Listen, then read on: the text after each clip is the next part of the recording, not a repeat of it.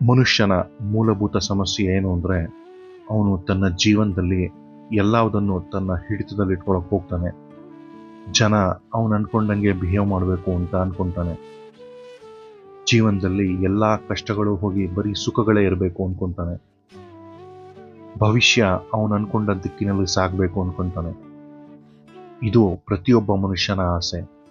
ಆದರೆ ಜೀವನ ನಾವು ಅನ್ಕೊಂಡಂಗೆ ನಡೆಯಲ್ಲ. ಅದು ಅದರದೇ ಆದ ದಿಕ್ಕಿನಲ್ಲಿ ಸಾಗುತ್ತದೆ.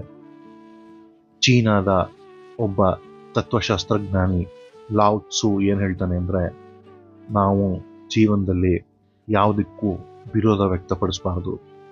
ಜೀವನ ಹೇಗೆ ಬರುತ್ತೆ ಅದನ್ನು ಸ್ವೀಕರಿಸಬೇಕು. ಯಾರು ಇದನ್ನು ಪಾಲನೆ ಮಾಡಲ್ವೋ ಅವ್ರಿಗೆ ಸಿಗೋದು ಬರೀ ದುಃಖ. ಜೀವನದ ನದಿ ಹೇಗೆ ಹರಿಯುತ್ತೋ ನಾವು ಅದ್ರ ಜೊತೆ ಹರ್ಕೊಂಡು ಹೋಗಬೇಕು. ಅದರ ವಿರುದ್ಧ ದಿಕ್ಕಿನಲ್ಲಿ ಈಜಕ್ಕೆ ಹೋಗಬಾರ್ದು. ಇದರ ಅರ್ಥ ನಾವು ಏನು ನಮ್ಮ ಒಂದು ಎಫರ್ಟ್ ಹಾಕಬಾರ್ದು ಅಂತಲ್ಲ. ನಮ್ಮ ಪ್ರಯತ್ನ ನಾವು ಪಡಬೇಕು. ಆದರೆ ಬರೋ ಕಷ್ಟಗಳನ್ನ ನಾವು ತಡೆಯೋಕ್ಕೆ ಹೋಗಬಾರ್ದು. ತಡೆಯೋಕ್ಕೆ ಹೋದರೆ ನಮಗೆ ಸಿಗೋದು ಬರೀ ದುಃಖ. ಲಾವ್ ತ್ಸು ಏನು ಹೇಳ್ತಾನೆ ಅಂದರೆ, ನೀನು ಏನೂ ಮಾಡಬೇಡ ಜೀವನದಲ್ಲಿ. ಅದು ಹೇಗೆ ಬರುತ್ತೆ ಅದನ್ನು ಸ್ವೀಕರಿಸು. ಅದ್ರ ಜೊತೆಗೆ